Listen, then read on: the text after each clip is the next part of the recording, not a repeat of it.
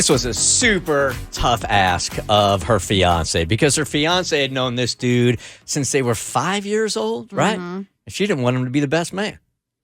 Because she knows this guy he's a liability.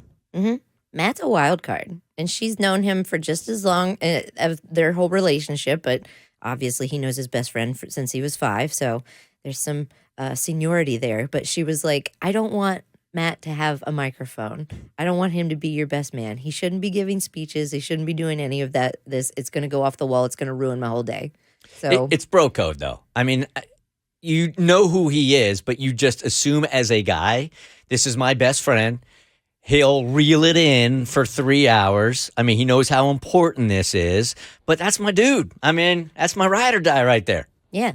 And Matt could even be the type that when he hears that's what she's worried about, he's definitely going to bring the thunder. You know what I mean? Like sometimes, and we called him Prank Sinatra lovingly because he likes to prank. I forgot about and that. we were like, we don't want him to take over. We called him a lot of different things. But we were worried about Matt. We're like, don't ruin this wedding day because he might really go extra wild card.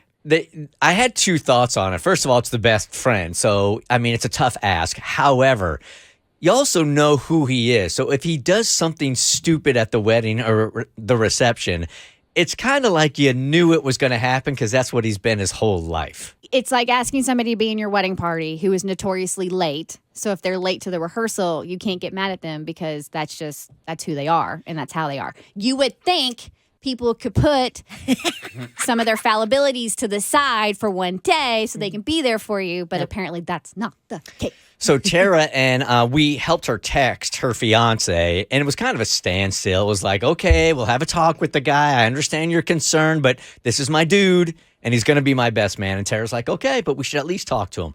So going into the weekend, she was going to push it a little bit with her fiance.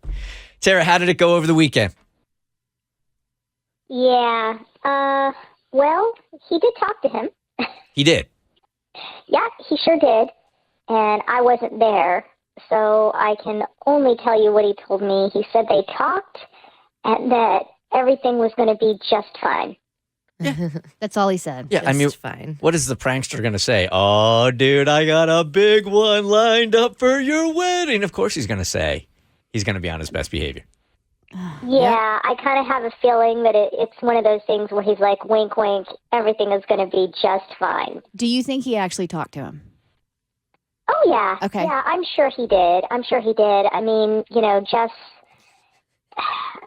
I know the good and the bad about Jeff, and I know he talked to him.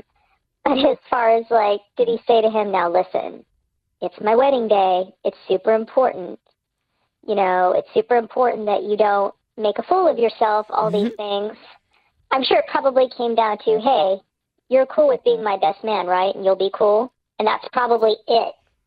So while it would be a controlling move, would we endorse her calling the dude or the 3 of them going out to dinner and saying, all right, let's all look at each other in the eyes here and let's get on the same page when it comes to the wedding and the reception? I think with that one speech with the groom, Matt wasn't already planning something, but now he is. Yeah. And this is making me... He hasn't done anything yet, but I'm already starting to hate Matt for you. And I do think... I got you. My sister and my girlfriend, they feel the same way. Like, they're already ready to wrestle him down. Yeah. And again, he hasn't even done anything yet. Well, having everybody on edge on the wedding party, though, right? That's bad enough, okay. yeah. But if he has the audacity to do something at the wedding and to make your day about him... Special day.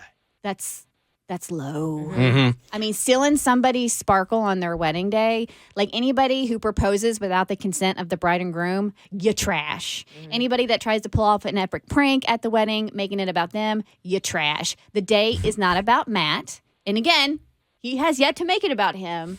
But if he does, I'm going to hunt you down. All right, Monica here has an idea maybe to at least make sure he's going to behave himself during the speech. Monica, what do you have?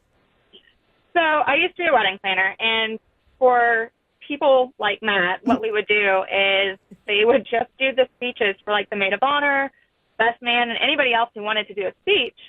at the rehearsal and like at the rehearsal dinner. And then you're not doing it in front of everybody at the wedding. And then everybody gets to do a speech, so they all feel special. And you cut out on time that's taken for the wedding day. Right. That's Okay. actually like our rehearsal dinner. Some of the groomsmen and bridesmaids did speeches, but at the actual like ceremony, after the ceremony, the maid of honor, best man did speeches, but you could flip those. Yes. I wish I would have capped the speeches. I should have had a conversation with our maid of honor and our best man and let him know you got 3 minutes. They don't work in radio. No. They think 3 minutes is a long time. I'm like, clock is ticking on dancing.